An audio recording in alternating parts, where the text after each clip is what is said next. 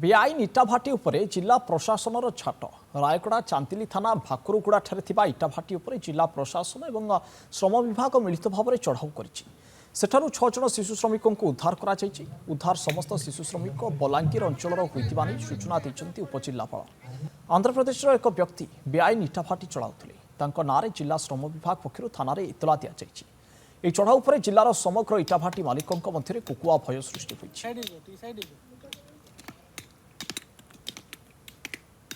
आम पाखे कम्प्लेन आसिक पहुँचला कि भाकुरगुड़ा गाँव से गोटे बेआईन इटाभाटी अच्छी जोटि कि श्रमिक शिशु श्रमिक मानक से यूज करुले। इमिडिएटली आम से रेड करूँ कलेक्टर साहब निर्देश देले।